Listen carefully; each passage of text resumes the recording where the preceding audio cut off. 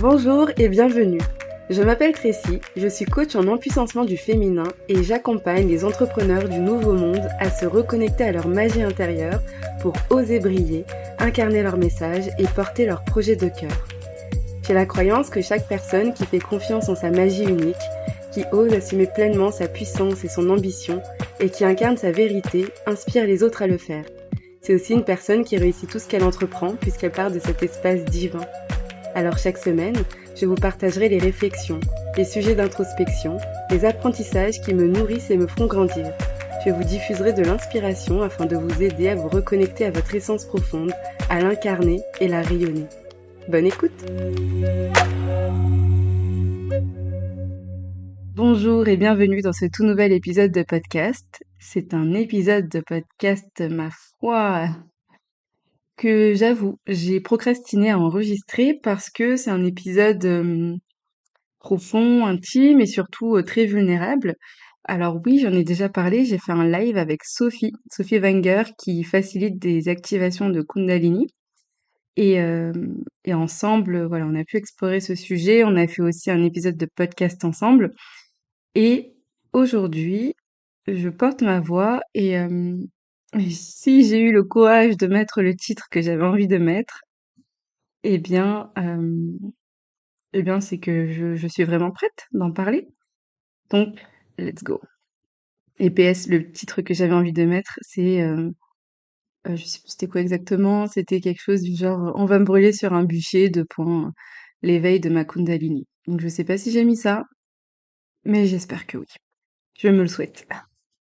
Alors, déjà pour vous expliquer un peu, je voulais vous parler de l'éveil de ma Kundalini parce que c'est quelque chose que je vis depuis quelque temps en privé et quelque chose dont je n'ai jamais parlé, sauf durant ce live.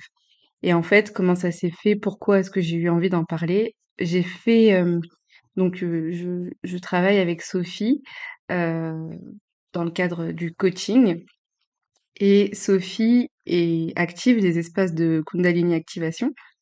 Et en fait, au fur et à mesure, je me suis sentie à l'aise de pouvoir en parler avec elle, bien sûr, vu que qu'elle facilite ces espaces, donc c'est la meilleure personne pour qui peut entendre ce que j'avais à dire. Je lui ai proposé qu'on enregistre un épisode de podcast ensemble parce que je voulais en parler. Voilà, je voulais diffuser ce message de ce qu'est la Kundalini au plus grand nombre. Et finalement, après l'épisode, je me suis rendu compte que tiens, ça fait quelque temps que tu le vis, tu commences à en parler, t'enregistres un épisode de podcast dessus, mais à aucun moment dans l'épisode tu as parlé de ce que toi tu vis. Comme si j'en parlais de façon très générale de voici ce qu'est la Kundalini, voici comment ça marche, etc. Et j'ai recontacté Sophie en me disant Sophie, je me suis rendu compte que j'en ai pas parlé.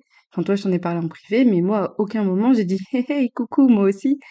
Et elle m'a dit oui, mais j'ai pas osé te poser de questions dessus parce que je me rends compte que si t'avais eu envie d'en parler, t'en aurais parlé et c'est ton droit et voilà, c'était pas à moi de d'amorcer le sujet entre guillemets. Et, et je me suis dit, ok, je pense que là, je suis prête. Et donc, je lui ai proposé qu'on fasse un live et que ce live soit plus tourné sur un partage d'expérience, puisqu'on avait déjà fait cet épisode de podcast ensemble sur, d'ailleurs, vous le retrouvez hein, dans mes épisodes. On avait déjà fait un épisode pour expliquer ce que c'est, comment ça marche, pourquoi, etc. Et je voulais qu'on fasse un live pour que moi, je puisse exprimer mon histoire mais je voulais aussi qu'elle puisse m'encadrer et me poser des belles questions et répondre aussi à mes questionnements. Et je me suis sentie l'élan de le faire en public. Et suite à ce live, je vous fais cet épisode de podcast qui peut-être vous allez trouver redondant si vous avez écouté le live, mais je voulais vraiment entrer dans plus de détails, vraiment partager mon expérience, l'inside en fait, avec vraiment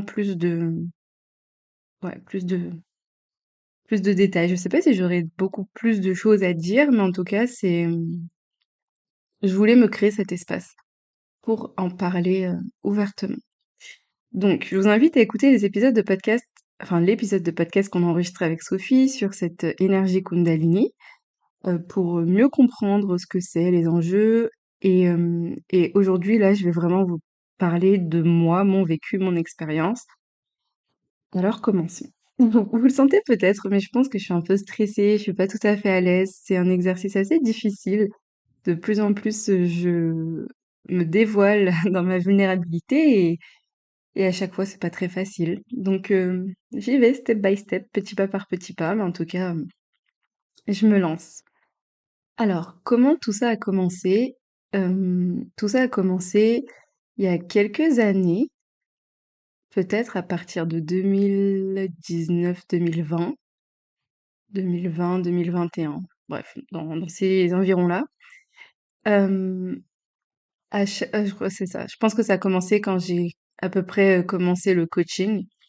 Donc, quand je me suis formée en coaching, bien sûr, je coach, mais je me suis moi-même fait beaucoup, beaucoup, beaucoup coacher.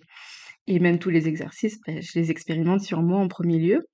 Donc, ça m'a amené beaucoup d'introspection, de remise en question, euh, ouais, voilà, d'aller en fait déblayer, enlever des couches, etc.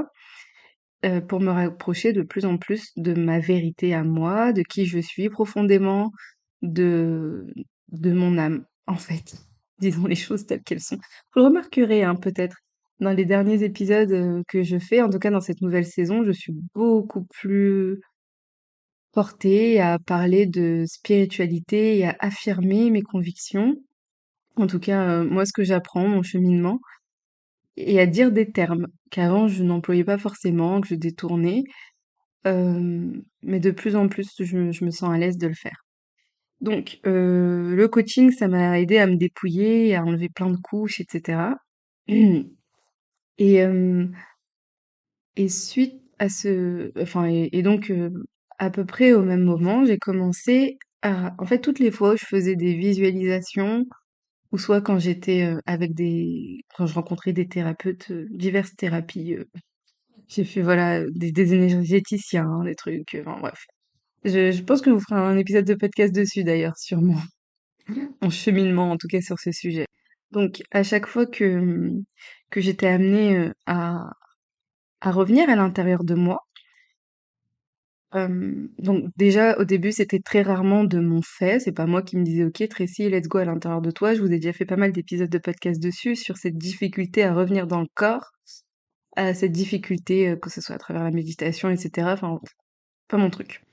Donc, c'était notamment dans le cadre de coaching, de visualisation, ou quand je suivais des visualisations ou autres, bah, de temps en temps, j'avais des petits spasmes, hop, un petit spasme qui arrive comme ça. Puis ça s'est fait de façon très régulière. Puis ces petits spasmes devenaient des tremblements. Donc au début, toujours, enfin des tremblements, ouais, comme une genre de transe en fait. Enfin ouais, je me mettais à vibrer. Donc au début, toujours dans le cadre de ces moments où où voilà, où je faisais un peu taire le mental. Et de plus en plus, au fur et sans mesure que je me dépouillais, que je m'intéressais à certaines choses, etc., eh bien, j'avais ces spasmes, ces tremblements qui étaient de plus en plus fréquents.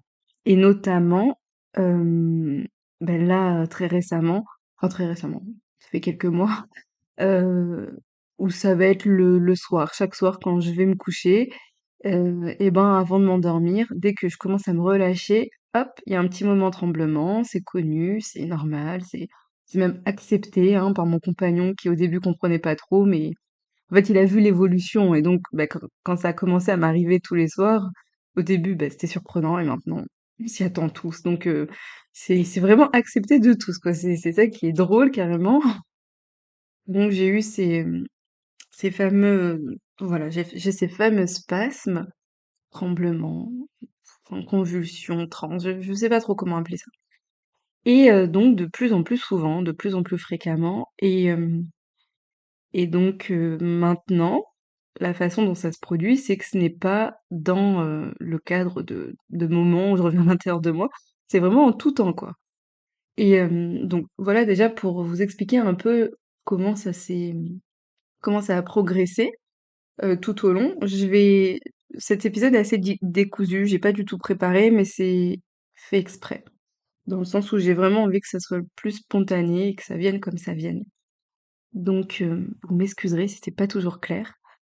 Donc voilà, ça s'est fait, de façon, progressive et maintenant c'est souvent, mais sauf que maintenant, je pense que ça a tellement monté crescendo que je suis arrivée à un stade où je le «maîtrise» entre guillemets et où je sais quand est-ce que en fait, comme si je le sens arriver.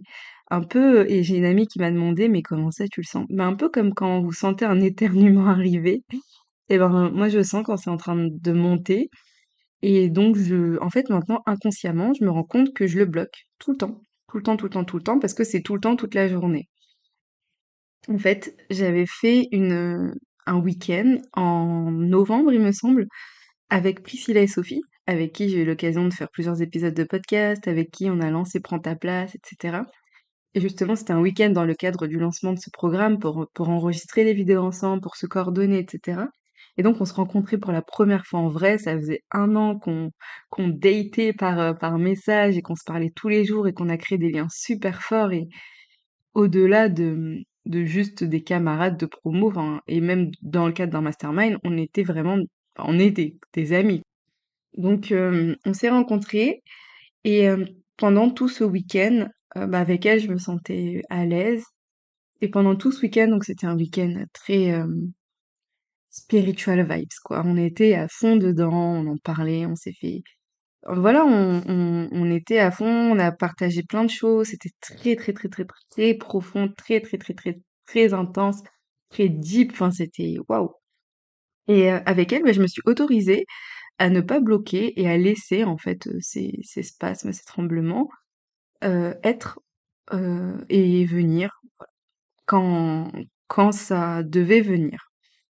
Et on s'est rendu compte que c'était plutôt très fréquemment et notamment quand on discutait ou autre. Et en fait, et c'est Priscilla qui m'a fait la remarque, qui m'a dit: «Mais» en fait, au début, elle le disait pour rire, c'est que parfois on discutait, hop, j'avais un petit spasme, un tremblement ou autre, donc ça dépendait la durée en fonction de l'intensité du sujet. Et elle me disait: «Ah, OK, bon, bah, ça veut dire oui». Et en effet, on s'est rendu compte que, bah, oui, en fait, ça voulait dire oui, qu'à chaque fois, bah, comme si mon corps réagissait et il répondait par la positive, en se mettant à trembler ou quand c'était profond ou quand ça venait le toucher un peu. Et un jour, on a même fait un genre de jeu, si je peux appeler ça un jeu, de pendule humain, de OK, eh bien posons des questions et laissons, le corps répondre. Et au début, voilà, c'est des questions très bateau. Est-ce que je m'appelle Jean-Christophe? Oui, non. Donc mon corps bougeait pas. Et est-ce que je m'appelle, bah, Priscilla? Bah là, oui, mon corps bougeait. Et donc voilà, se poser des questions comme ça, on se rendait compte que, bah, en effet, ça répondait. Et donc là, j'essaie vraiment de me mettre de côté mon mental et juste de laisser, dans tous les cas, en fait, quand je laisse faire, c'est que je le veuille ou non, ça se fait. Donc c'est même pas mental. Et donc, OK, je prends note de ça. Et donc c'est vraiment à partir de ce moment-là que je me suis rendu compte que: «Ah tiens, OK, donc il se passe quelque chose». Donc oui, pendant tout ce temps, donc je vous parlais de 2021, entre 2019 et 2021, en tout cas où ça commençait à s'éveiller, où j'avais des spasmes et que ça montait crescendo et jusqu'à novembre 2023, hem, comme si je mettais un peu ça de côté. C'est-à-dire que je le bloquais, quand je sentais que c'était pas OK. Je le laissais dans certains cadres. Par exemple, je sais pas si je faisais un soin énergétique en disant: «Bon, ben voilà, il se peut que ça arrive», mais parce que je me doutais que le praticien ou la praticienne pourrait entendre ça, ou pourrait le comprendre, ou du moins ne serait pas choqué. Mais je m'étais jamais vraiment posé de questions et les seules questions que je me posais, c'était plus, pourquoi j'ai ça et c'est quoi et ça veut dire quoi et à quoi ça me sert? Donc c'est à partir de ce week-end-là où, en novembre 2023, où je me suis dit: «Ah OK, bah, peut-être que ça peut être utile, mais je sais pas trop m'en servir, enfin je sais pas. Et pareil, j'ai un peu remis ça sous le tapis et en fait, je j'ai parlé vraiment avec une voix un peu de gens chiants. Pardon. Euh, donc, si j'en reprends aussi tout le cheminement, donc voilà, je fais plein d'allers-retours, hein, mais aussi tout au long de ce crescendo, j'ai eu, comme je vous le disais, l'occasion de rencontrer divers thérapeutes et j'avais eu plusieurs retours parce que à chaque fois je demandais mais qu'est-ce que c'est que ça? Donc, par exemple, quand je m'étais formée en Reiki, la praticienne qui m'a formée me disait: «Ah ben ça, c'est parce que t'es pas ancré et donc c'est comme si ton âme essayait de partir de ton corps et donc bah, c'est comme si bah, donc ton corps réagit pour, heu, comme si il était vide d'âme le temps que ton âme parte enfin essaye de partir ou en tout cas s'élever et essayer de quitter». Donc j'ai eu ça comme version, j'ai eu d'autres versions qui étaient, qu'est-ce que j'ai eu encore? Di de je ne sais pas ou enfin bref, j'ai vraiment eu, différents retours. On m'a déjà dit que c'était la Kundalini, mais vu que j'avais eu d'autres versions, je savais pas trop. Quand j'étais à Bali, on m'a aussi dit que c'était un éveil de Kundalini et pareil en fait, c'est que vu que cette information se diluait dans plein d'autres informations que je pouvais recevoir de gens qui savaient plus ou moins, de quoi il pouvait s'agir, ben, je savais plus qui croire, donc je ne croyais rien. Donc c'est pour ça que je m'étais pas trop posé de questions et que je laissais. Bon, que je mettais sous le tapis, je savais quand est-ce que je le laissais venir et je savais quand est-ce que je me je le bloquais. Donc, arrive ce week-end de novembre 2023, j'avance dans la temporalité. Hem, Suite à ça, donc c'était il y a pas très longtemps, c'était peut-être en février, février-mars, je m'étais fait non, j'avais coaché, heu, justement Priscilla pour, bah, en lien avec avec, le déploiement de ses activités et cetera et à la fin on discutait et je lui disais: «Oh là là, mais c'est trop bien ce que tu fais, t'as plein de cordes à ton arc, t'es médium, tu vas dans les dossiers akashiques, tu cette capacité aussi à aller voir, bah, les liens d'âme et trucs et tout» et je disais: «Ah mais moi je sais que je suis coach, je sais que je suis une excellente coach, je pratique aussi l'astro, mais en ce moment vous remarquerez l'astro j'en parle un peu moins. Autre sujet, j'en parlerai peut-être une autre fois. Hem, mais donc moi je sais que je suis coach, je sais que je suis une excellente coach et je sais que quand je coach vraiment, il se passe des paillettes et papillons, mais j'ai l'impression d'être, que coach et en fait quand je vois tout ce que tu as, bah, c'était pas du tout de l'envie ou autre, mais c'était vraiment cette notion bah, ouais, mais en fait moi j'ai pas de plus. En fait, c'était même pas par rapport à elle, c'était vraiment de moi à moi, je me disais: «Ah j'ai pas un plus, je suis pas coach et je suis juste, entre guillemets, une super coach. Mais est-ce que ça suffit?» Donc je me posais des questions comme ça et je lui faisais part de ça. Et elle me regarde et elle sourit et elle me dit: «Mais Tracy», elle me dit: «Mais en fait, tu as aussi ta magie». «Bon? Comment ça?» Elle me dit: «Mais on l'a vu ensemble pendant tout un week-end qu'on a passé, rappelle-toi en novembre et donc c'est ça ta magie, c'est juste que tu as décidé pour une raison ou une autre que ça te convenait pas, que t'aimais pas, que c'était pas je sais pas, c'était pas assez bien pour toi ou je ne sais pas et donc tu le réfrènes. Mais c'est ça en fait ta magie. Enfin moi je l'ai vu, ton corps il parle et il a des choses à dire et il réagit et peut-être que si juste tu le laissais être, bah t'apprendrais à plus l'écouter, à plus appréhender aussi cette forme de magie». Et ça m'a fait un flash et je me suis dit: «Mais en fait c'est vrai que si je le réfrène tout le temps, d'une part je ne maîtriserai jamais et d'autre part, je peut-être qu'en effet, oui, je bloque ma magie et je sais très bien ce qui s'est passé dans ma tête, c'est que, pour moi, c'était pas assez, heu, j'allais dire joli. Pas joli, mais c'était pas assez, bah, c'était nul. Je me suis dit: «Oh, mais c'est ça la magie, c'est nul, quoi». En gros, toi, t'es là, t'arrives à voir des choses, d'autres, ils ont des trucs dans les mains, ils ont des sons énergétiques, d'autres, ils voient, je sais pas, qui sont passeurs d'âme ou d'autres qui entendent, qui truc et moi, c'est quoi? C'est mon corps qui part en transe, c'est nul. En fait, je me disais: «Mais en fait, pour moi, c'est c'est "grossier" entre guillemets, comme forme de magie. C'est pas quelque chose qui se passe dans ma tête, que je perçois, que je ressens et tout. Là, j'ai l'impression d'être, de partir en cacahuète et c'est moche.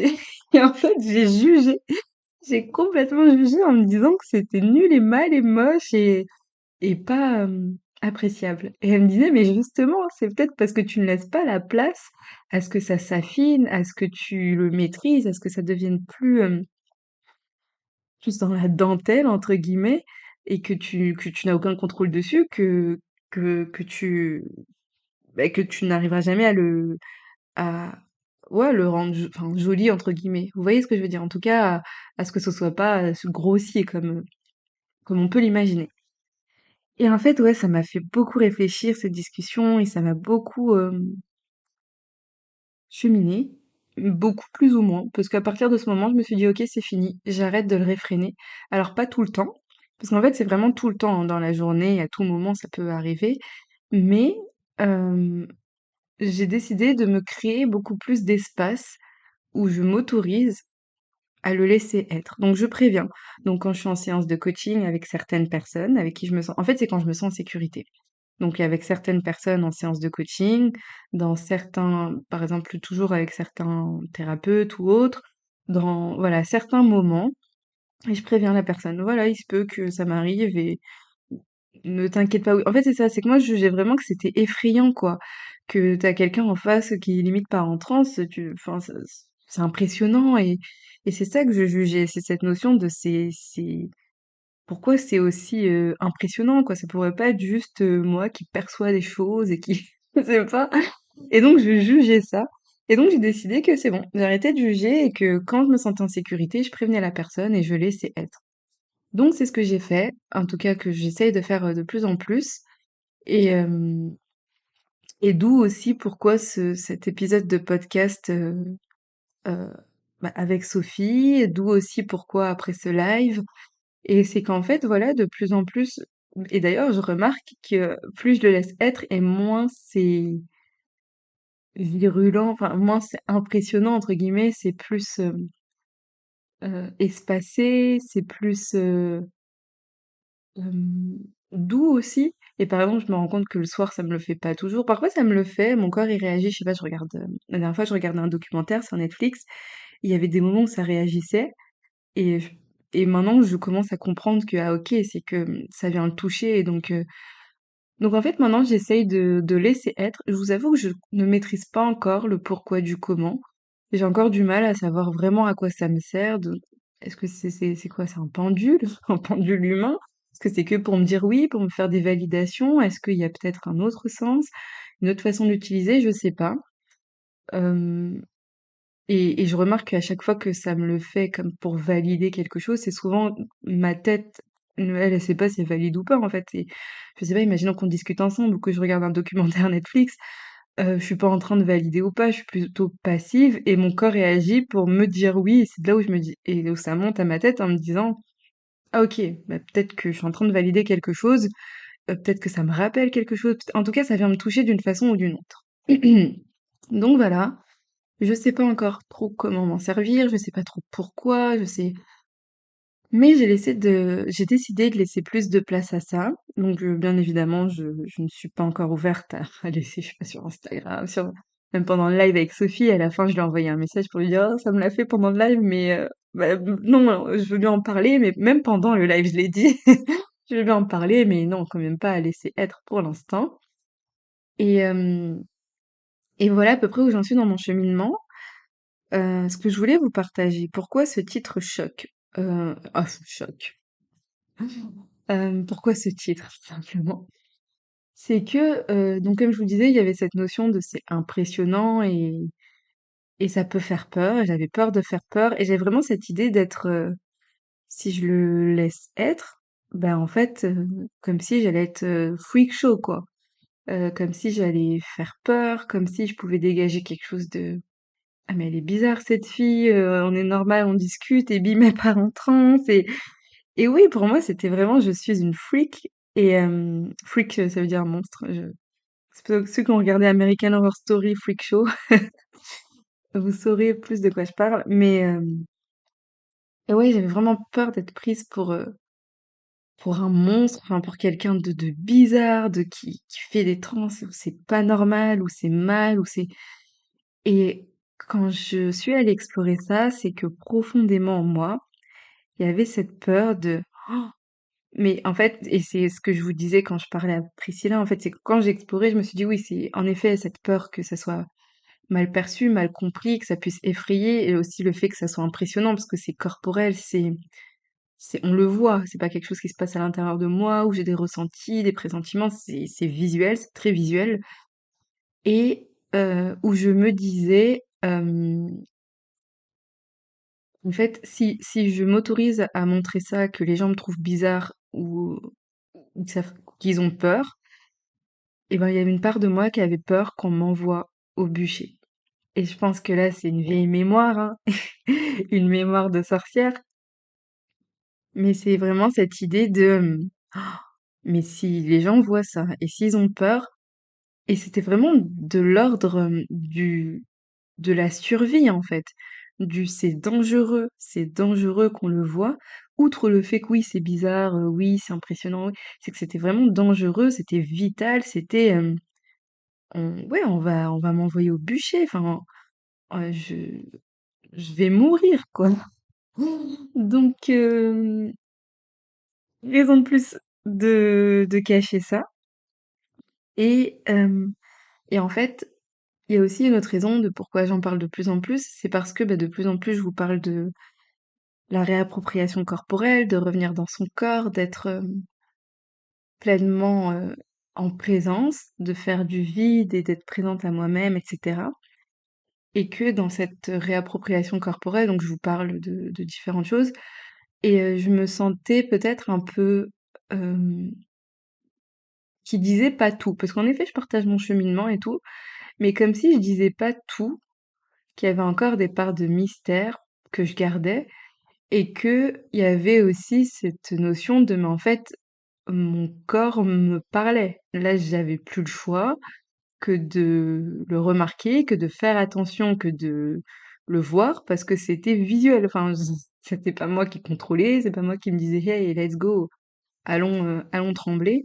C'était que là, en fait, il me parlait et j'avais plus le choix que de l'ignorer. Et donc, ne pas vouloir revenir dans mon corps, ne pas vouloir être en présence avec moi-même et tout, c'était plus possible parce que là, en fait, c'est comme s'il attirait mon attention d'une façon que je ne peux pas louper. Et là, c'était des grands flashs lumineux, mais et là, c'est encore pire parce que c'est visuel. C'est comme s'il venait me taper à l'épaule, me secouer en me disant, je suis là, je suis là, je suis là, je suis là, regarde-moi, regarde-moi, regarde-moi. Et donc, euh, bah, il y avait aussi ça. Donc, oui, en effet, je parle de plus en plus de se revenir à l'intérieur de soi. Et d'ailleurs, avec l'épisode que j'ai partagé avec Emmanuel, on parlait de cet éveil de conscience qui passe forcément par le corps. Eh bien, elle a parlé de, bah oui, moi c'était la course à pied, je me suis réapproprié mon corps, et quand on revient dans son corps, et ben on revient à ses émotions, à ses sensations, etc. Et ben moi, c'est à travers mon corps qui m'a dit, comme un enfant, je suis là, regarde-moi, regarde-moi, regarde-moi, je te parle, je te parle, je te parle. Je pense que ça vous énerve quand je fais ça, mais ça me fait rire.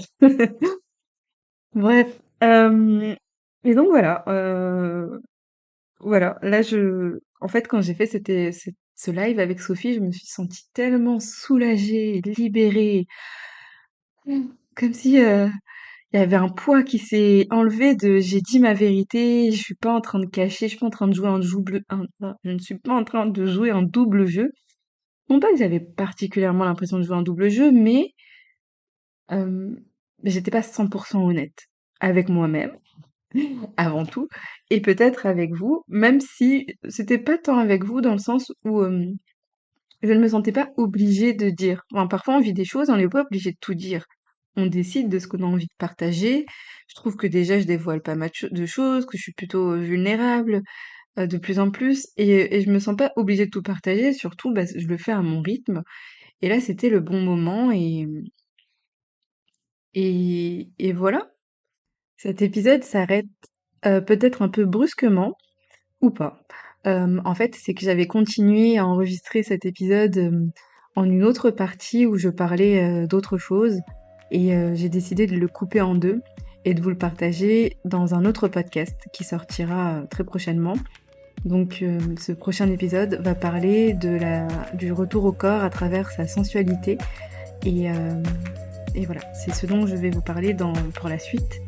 Je vous invite à rester, comment on dit en français, à rester au courant, stay tuned, voilà, et à très bientôt. Merci pour votre écoute. Si cet épisode vous a plu et que vous souhaitez me soutenir, n'hésitez pas à le partager autour de vous. Je vous invite à noter le podcast avec la note de votre choix sur votre plateforme d'écoute préférée et à vous abonner pour être informé des prochains épisodes. À bientôt!